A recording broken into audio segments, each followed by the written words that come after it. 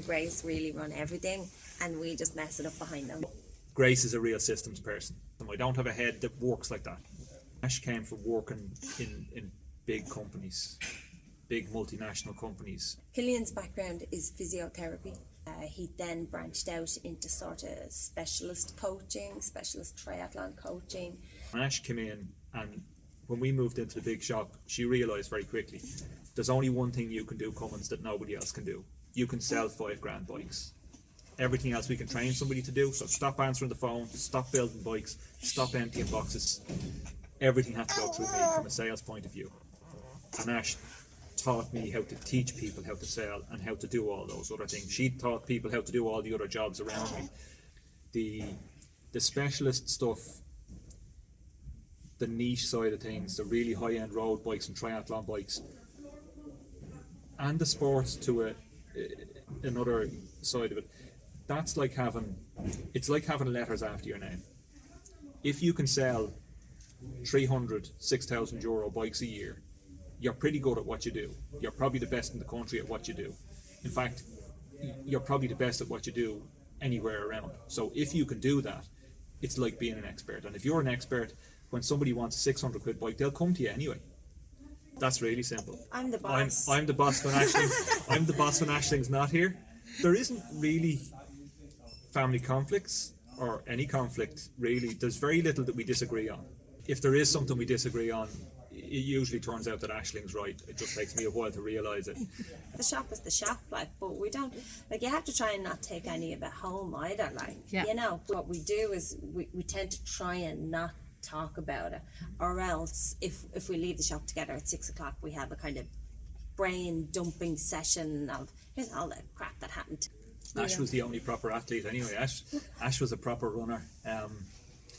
She ran internationally, and we brought it into sort of more endurance events than regular short stuff, but I think that helps in a lot of the business sense as well, because you realise, you know, even one or two tiny steps is one or two tiny steps closer to a finish line or whatever. It's the same as in our endurance events, like, you know, it's the whole competitive thing as well.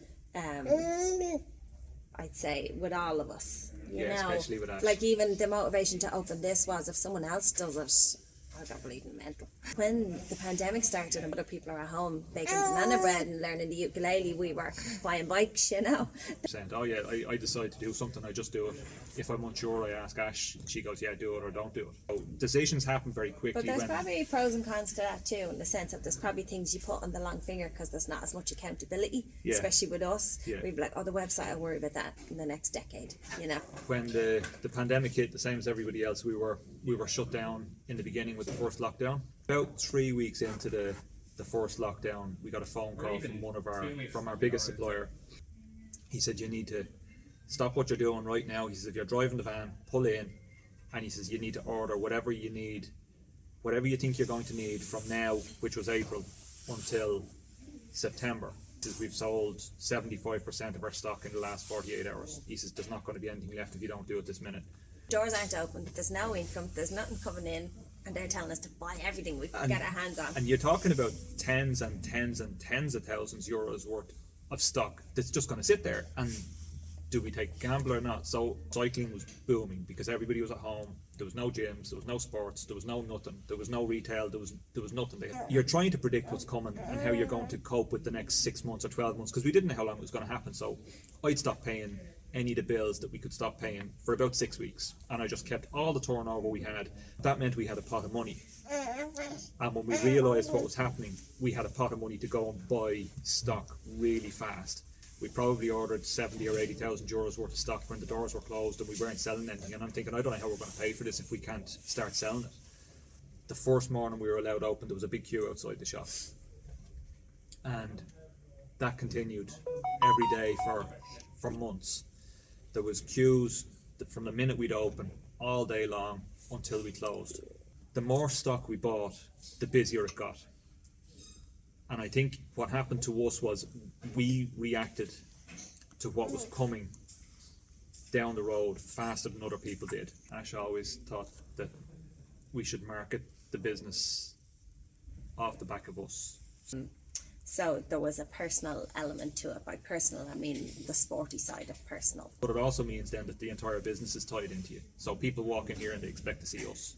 Yeah, so 10 years ago, it was like the shop blog, what race we're doing this week. And but The we're business also very is- involved in triathlon as well. Yeah. In the sport itself. Yeah. The Rob out on a particular type of bike doing, you know, a long distance triathlon on it or something. Again, that was a whole part of it too. I'd rather still be coming in here when I'm 75, having Grace and Georgia and whoever else run the business, and I'll just come in and play with bikes, you know, and talk to customers and drink coffee and eat a bit of cake and let them run the business. So I'd like it to still be here in 20 or 30 years and still be a family business, just bigger.